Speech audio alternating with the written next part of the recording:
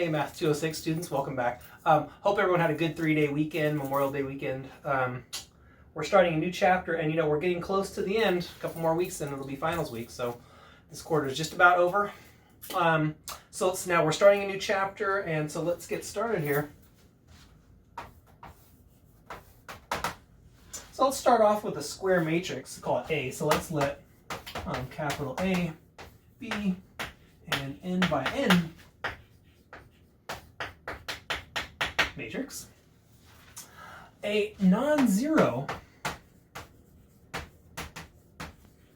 and I'm going to underline that, a non-zero vector V in Rn is an eigenvector. And let me spell this out here. So E-I-G-E-N, eigenvector of A, if A times the vector V is equal to lambda times the vector V for some real number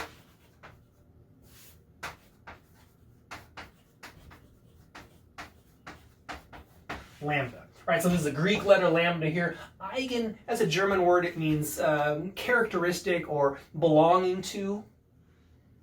So what we have then, a non-zero, and I underlined it's got to be non-zero. A non-zero vector V is an eigenvector if it satisfies this equation right here.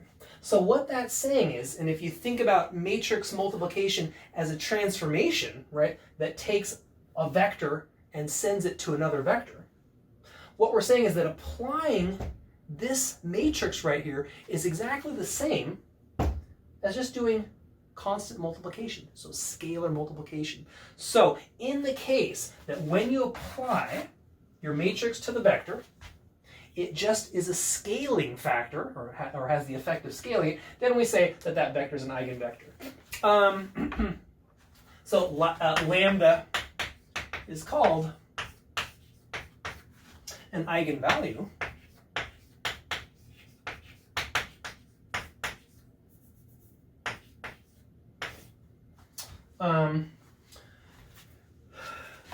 let's say, of capital A, and V is an eigenvector corresponding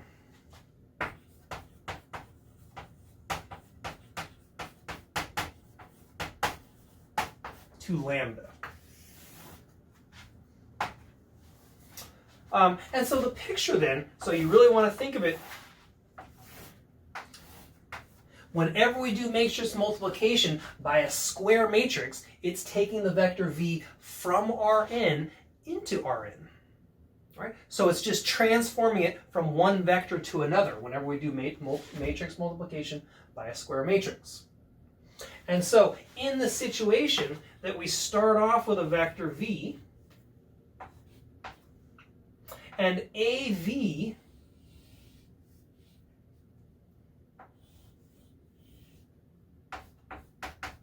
is just a scalar multiple, then, so in this case, V is an eigenvector. I often abbreviate eigenvector E dash vector. So there's a picture of the case where we have an eigenvector. Here's a picture where we don't, if we start off with V like this, and A times V is off pointing in some other direction, well then V is not an eigenvector. I guess I'll put it down here. V is not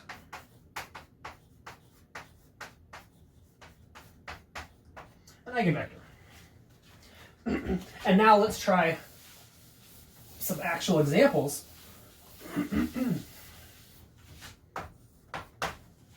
So let's see, let's start with the matrix A equal to 1, 2, 2, 4.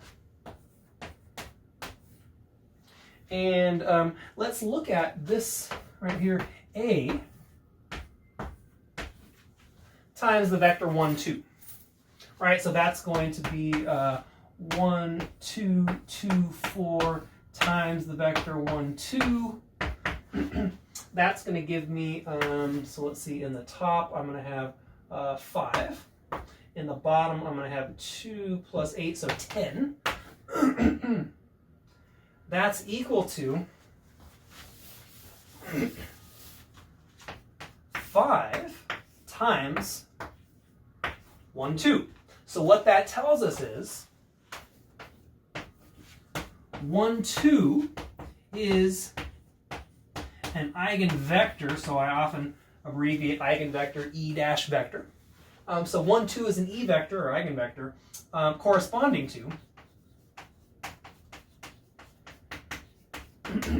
the eigenvalue lambda, I should write it like this, lambda equals 5s, right? Because when we do matrix multiplication, A times this vector, we get 5 times that vector. Another example, same matrix, so I guess we're working in the same example. If we look at A times the vector, so now I'd like to do 2 times minus, or 2 over minus 1. 2 minus 1. That's going to be 1, 2, 2, 4 times vector 2 minus 1. That's going to give me 2 minus 2, so that gives me a 0. That gives me a 4 minus 4 is 0. So that's equal to lambda, 0 times the vector 2 minus 1. And so what that's telling us then is that this vector right here is an eigenvector corresponding to eigenvalue 0.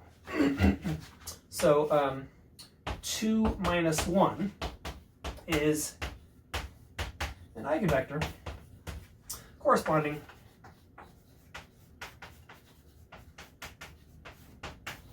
to the eigenvalue lambda equals 0.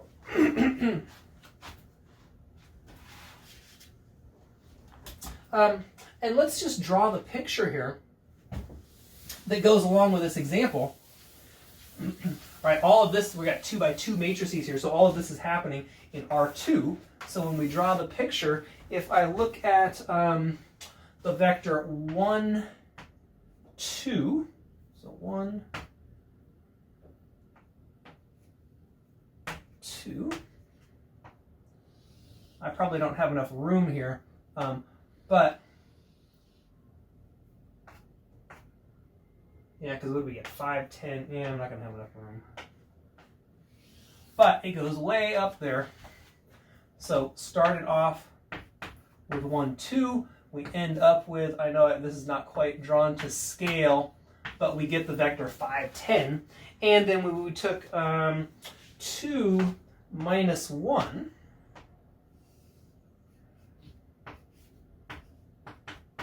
And apply A to it. Right, so that was A times 1, 2. And then we just get the 0 vector. A times 2 minus 1 is the 0 vector.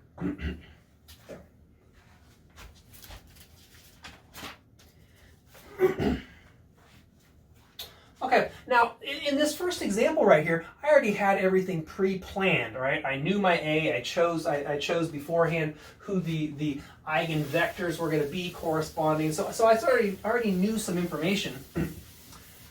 And so the way that these eigenvectors came about and the eigenvalues came about might look a little bit mysterious. So now what we want to do is actually figure out a process, right? Once we understand this, we'll see a process that'll allow us to detect who the eigenvectors are corresponding to various eigenvalues. So let's label this finding eigenvalues and eigenvectors.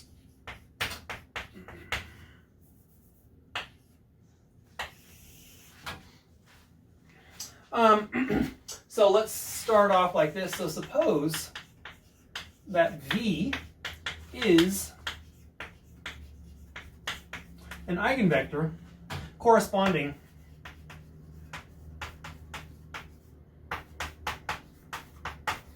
to some eigenvalue lambda. Now, what does that mean? Right, so then we have,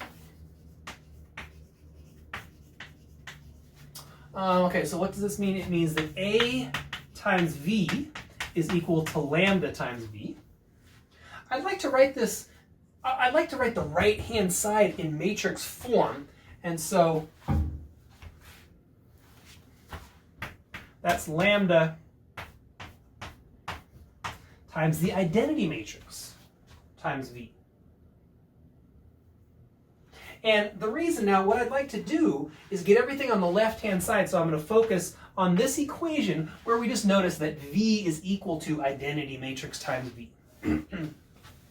So that means, so let's say this means that AV minus lambda I times V equals the zero vector. And so, now I'm going to do a little bit of factorization here. I'm going to apply the distributive property. A minus lambda I times V is equal to the zero vector.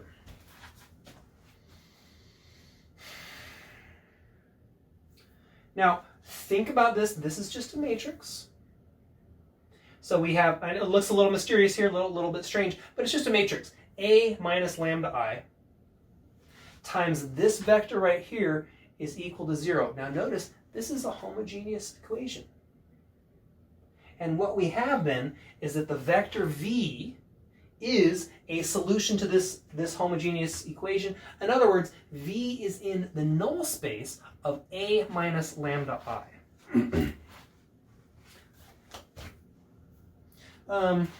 Yeah. Now, remember, when we have an eigenvector, we require, and remember I underline this in the definition, we require that V, right, as soon as I say the word eigenvector, that means that V is a non-zero vector.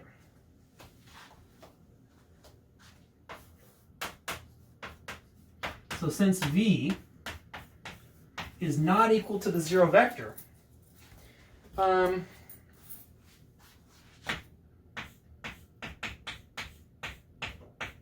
A minus lambda I, right? Remember, this is just a matrix, right? This is not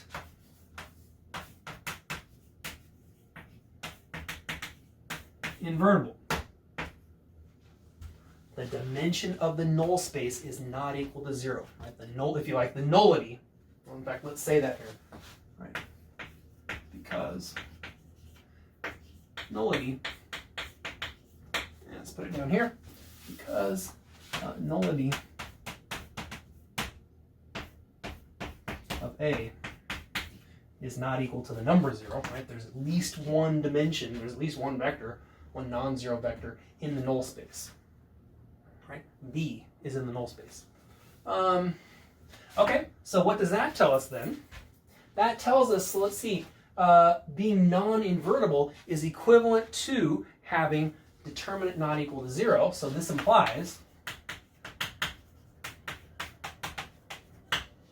that the determinant of the matrix A minus lambda I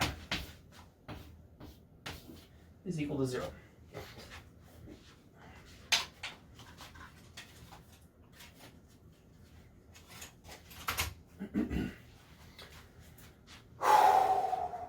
Now, remember, lambda is a variable. So what we're doing here, the idea to identify eigenvalues, it's to find the numbers that will then give us a determinant that's equal to 0.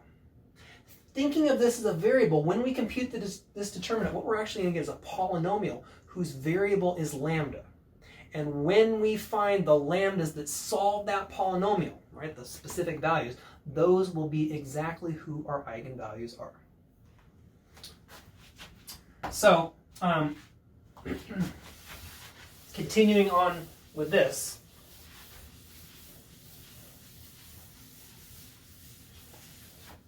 the polynomial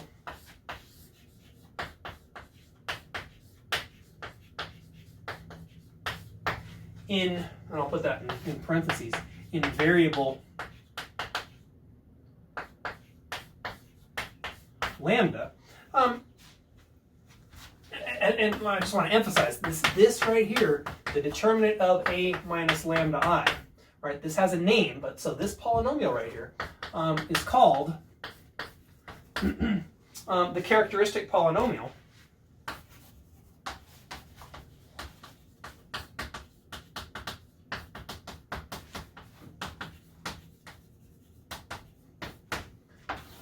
of capital A.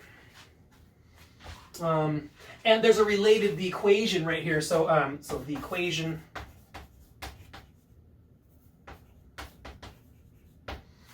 determinant of A minus lambda I equals 0. So when we actually set it equal to 0, this has a name. It's called the characteristic equation. So this is the characteristic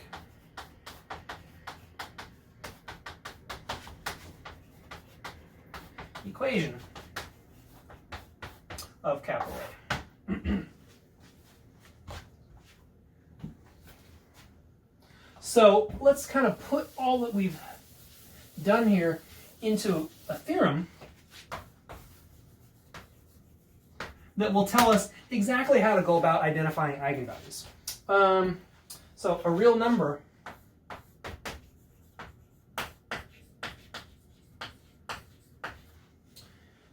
is an eigenvalue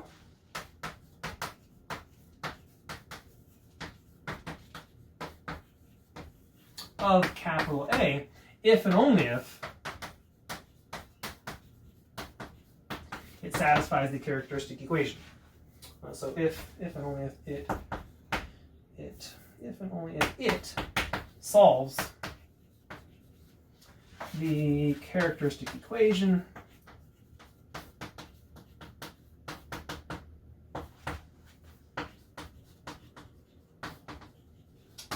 determinant of A minus lambda times I equals 0.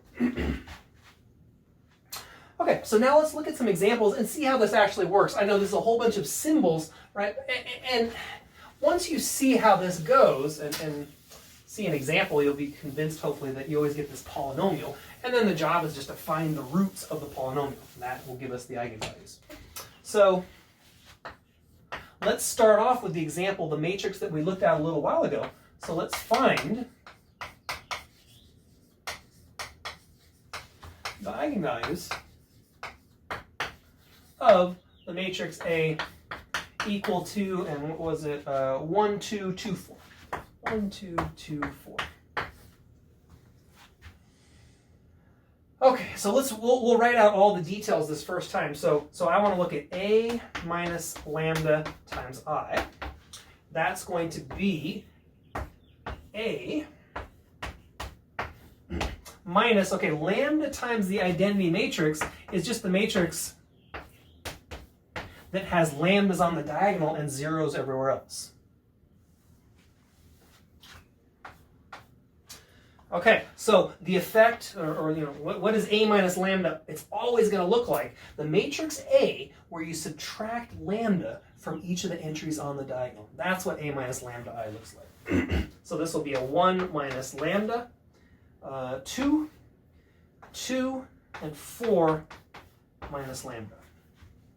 And now what I need to do is take the determinant, so the determinant of this matrix, 1 minus lambda, 2, 2, 4 minus lambda. That comes out to be, so it'll be a 1 minus lambda times 4 minus lambda minus 4, right? So I'm just computing the determinant.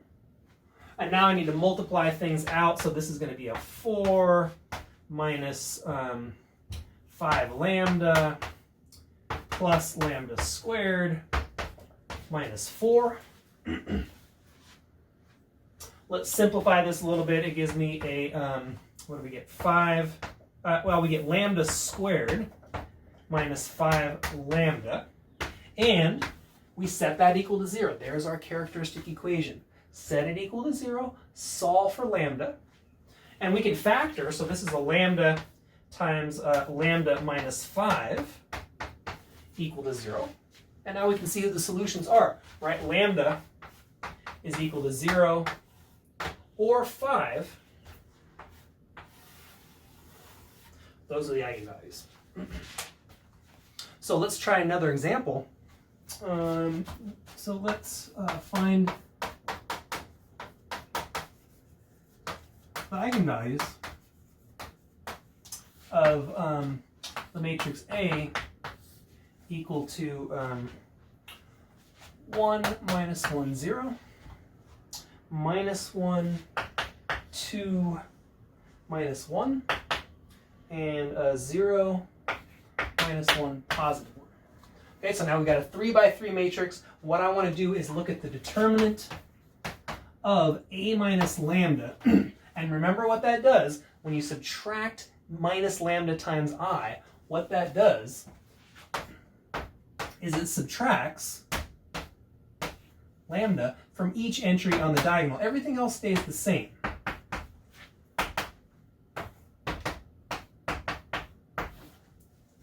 Right, so there it is.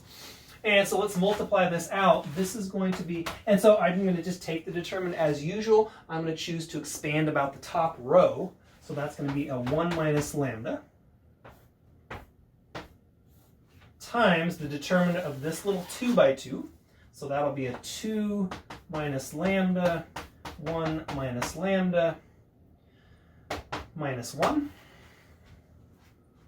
plus negative 1 times 1 minus lambda. And then, rather than multiplying everything out and making a mess, what I want to do is factor a 1 minus lambda out of each piece here. So this will give me a 1 minus lambda times 2 minus lambda times 1 minus lambda minus 1 minus 1. Right? There's that minus 1, and then joined with that one right there. So all I'm doing is using the distributive property. And then I'm going to multiply the stuff out in the square bracket. So this is 1 minus lambda times, in square brackets, I'm going to have a 2 minus 3 lambda plus lambda squared minus 2. And so in the end, what we get is a 1 minus lambda times, what is this, lambda squared minus 3 lambda. The 2's go away. And so that's equal to lambda times 1 minus lambda times lambda minus 3. Set that equal to 0, and what we see is our eigenvalues are lambda equals 0, 1, and 3. Right? So we have 3 eigenvalues in this case.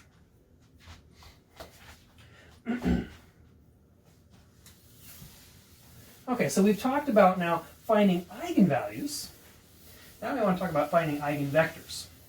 So let's just think about what this means. So let's say that we have an eigenvalue. So for a fixed eigenvalue lambda, let's just note that an eigenvector V is a non-zero solution to A minus lambda I times V equals the zero vector.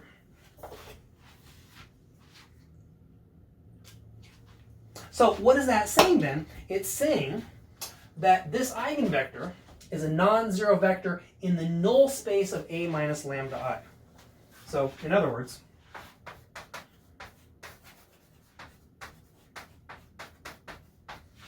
V is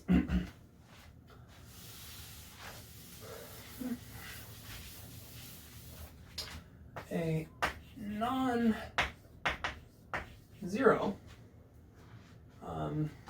vector in the null space of A minus lambda I. So that leads us to a definition here. The null space of A minus lambda I. This has a name. It's called the eigenspace. So this is the eigenspace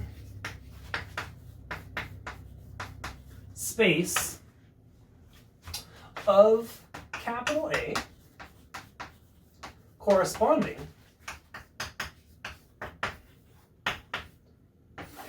to lambda. All right, so now we got this thing called eigenspace. And so one way to think of this then is that eigenvectors are non-zero vectors in the eigenspace.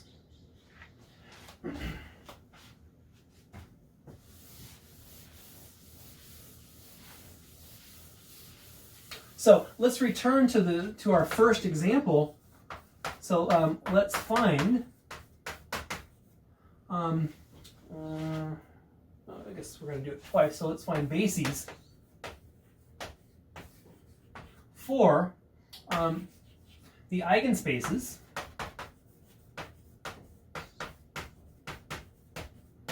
of. Remember our original matrix A is that 2 by 2.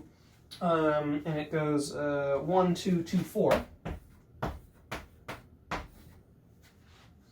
Corresponding to, now remember there were 2 eigenvalues, so corresponding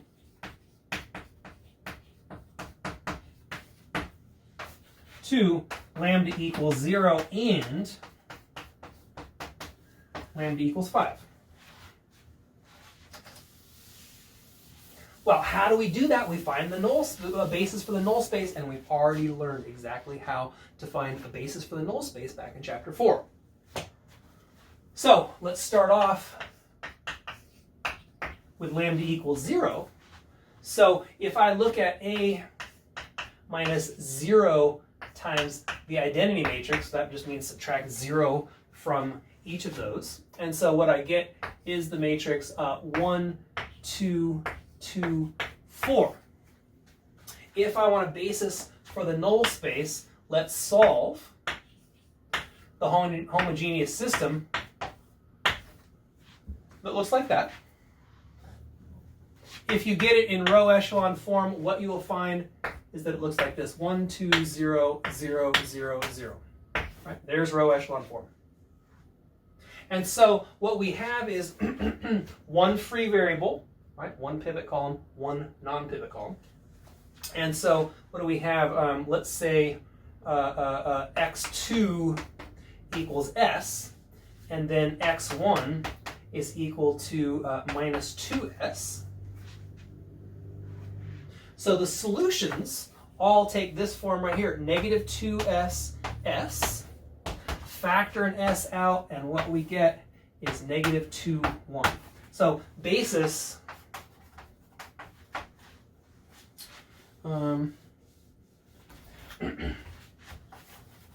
for, and I wish I would have written this down. So the notation for the eigenspaces is a capital E sub lambda.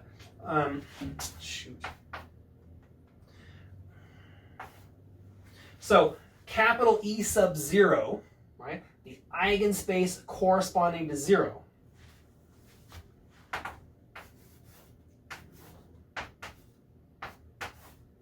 Right, before I move on, I wish I would have written this during my definition. So notation, the eigenspace corresponding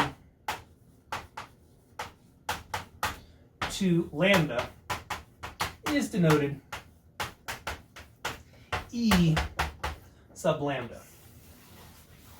Right, so in this case we have E sub 0, the eigenspace belonging to 0 or corresponding to 0, has basis consisting of a single vector, minus 2, 1. So now let's do the eigenspace corresponding to lambda equals 5. So now what we do is we will have our matrix A, we will do A minus 5 times the identity, which means that we're going to subtract 5 from the diagonal entries. So that's going to be a minus, subtract 5, so 4, 2, 2, minus 1. And then let's go straight to the augmented matrix corresponding to the homogeneous system. So that's going to look like that.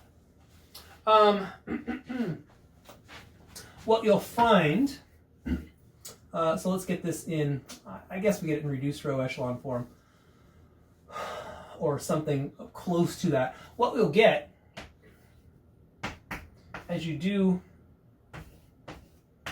your row operations will look like that, and then it will go like this: 1 minus 1/2, 0, 0, 0, 0.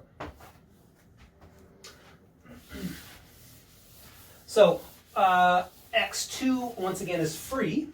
So x2, let's call that s, and then x1 is going to equal 1/2 s. So our solution is going to look like this: 1/2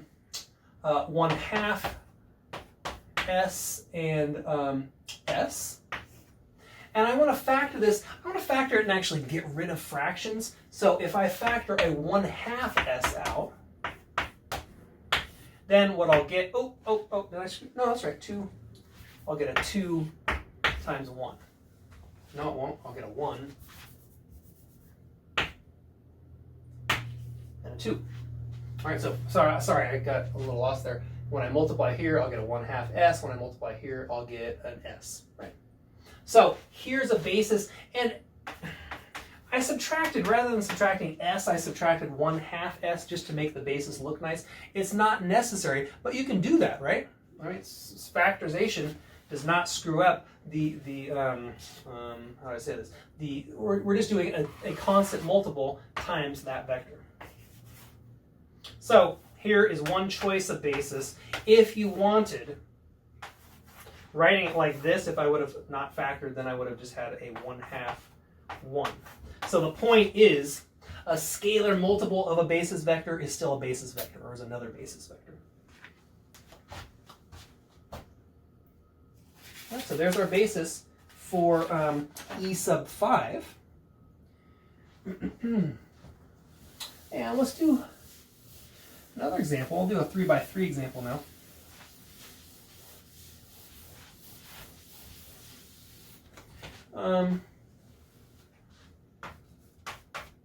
So A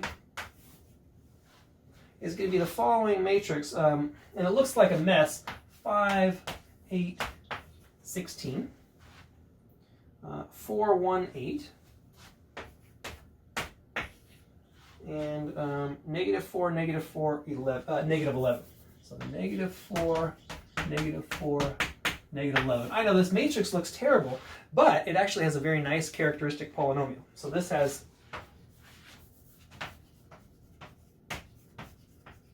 characteristic polynomial. It's going to be lambda minus 1 times lambda plus 3 quantity squared. So I'm going to give you the characteristic polynomial rather than having to go through and factor this. It turns out to factor really nice. And so now what we have are two separate eigenvalues. Lambda equals 1 and lambda equals -3. And I want to find the eigenspaces for each one. So let's start off with finding the eigenspace for 1. So what do we do? Subtract 1 from the diagonal, write down the corresponding augmented matrix that goes along with the homogeneous system. So that would be a 4, 8, 16, 4, 1, 8, and -4. Did I do all this? I guess I did.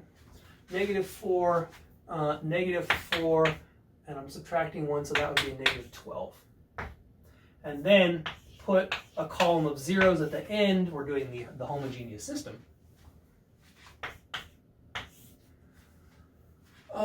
So let's see.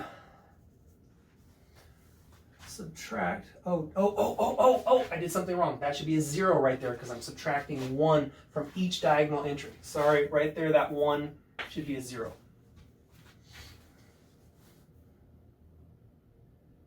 Okay.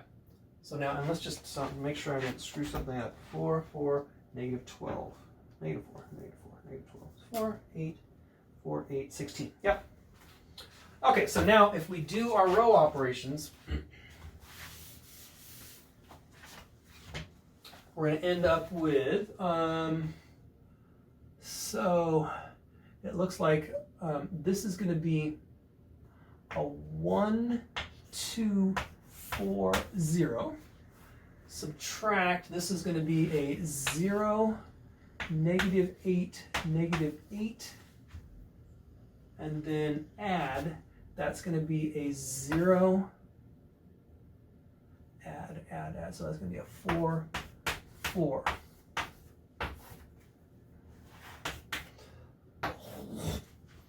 One, 2, 4, 0.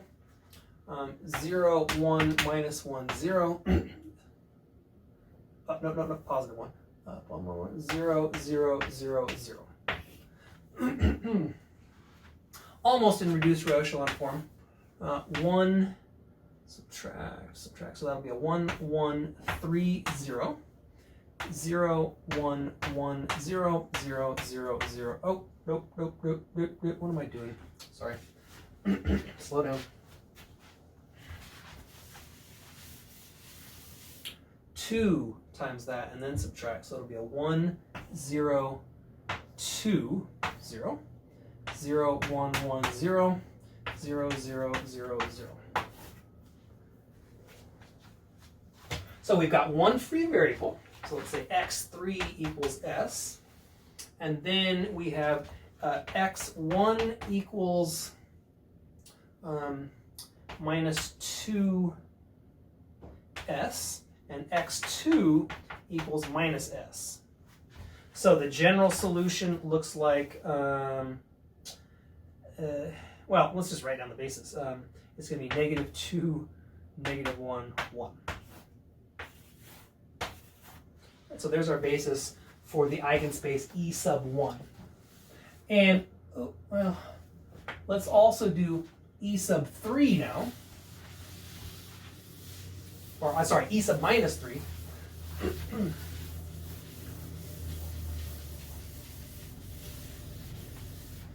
So E sub minus 3. So now I need to add 3 to each diagonal entry. So that'll be, what was that? That was a 16 here. So add 3, that'll be an 8, 8, 16. 4, 4, 8. Negative 4, negative 4, negative 8. Oh, and we want to have it augmented, so we'll put zeros at the end here. 0, 0, 0. And then what you should notice that all these rows are multiples of each other. So in the end, reduced row echelon form will be a 1, 1, 2, 0. 0, 0, 0, 0, 0, 0, 0, 0.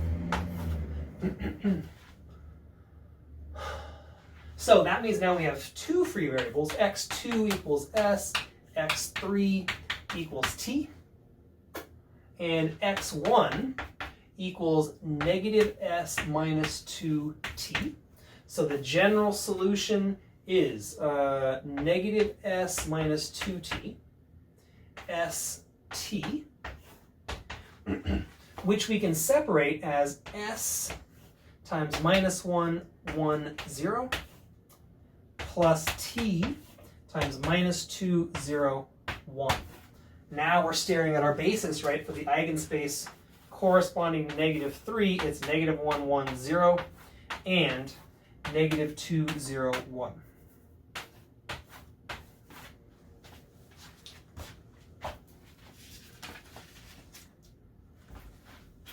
Yep.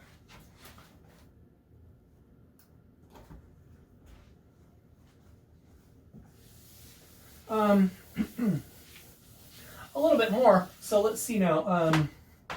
Just do another example here.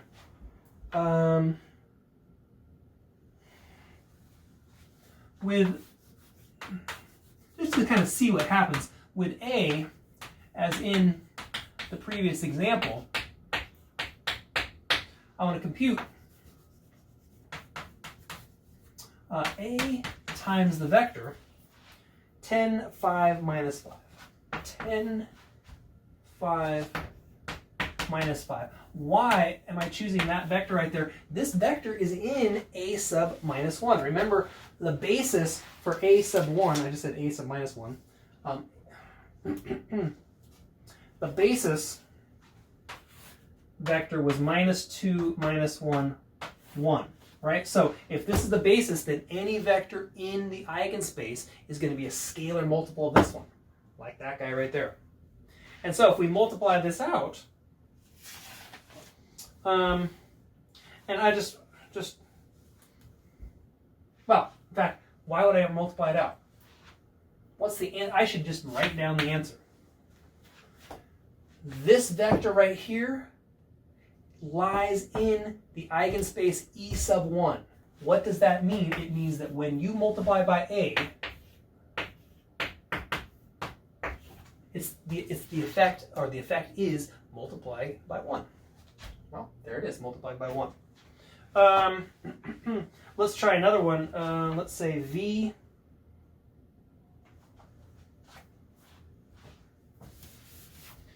Let's say V is this vector right here, 5, 3, minus 4. Now, you can check that V lies in E sub minus 3. I actually just rigged it. I just made a linear combination of these two vectors right here, called it V.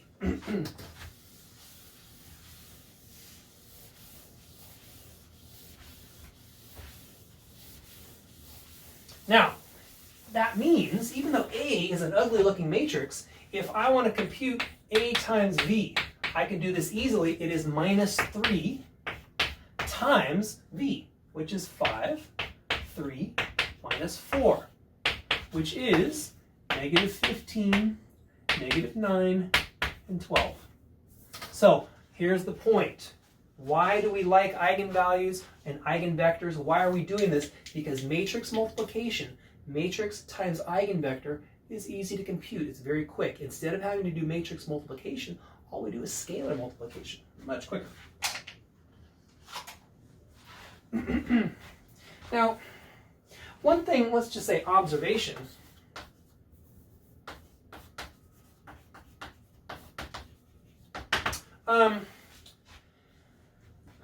So say it like this: A is not invertible if and only if AV equals 0 has some non-trivial solution, right? This is equal to 0 V, has a solution for some non-zero V. And that's true, so that's if and only if 0 is an eigenvalue of A.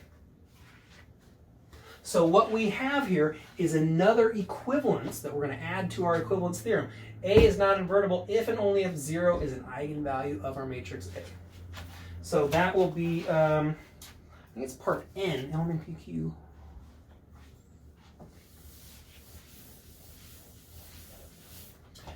Let me just check where we left off with that last piece of the equivalence theorem.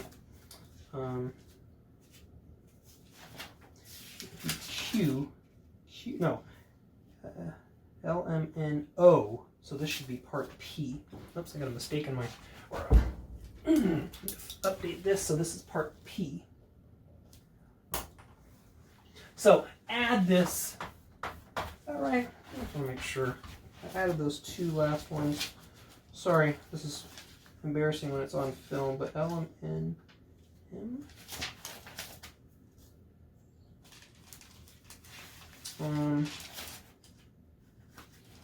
Where is it?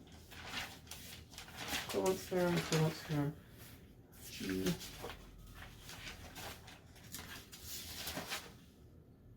PQ. Oh, there's a P and a Q, so PQR. Sorry, PQR. I thought that sounded wrong. Okay, so part R is going to be 0 is an eigenvector, an eigenvalue of the matrix A. All right, so that's the last of our equivalences in the equivalence theorem, is this one right here. All right, we will see you next time.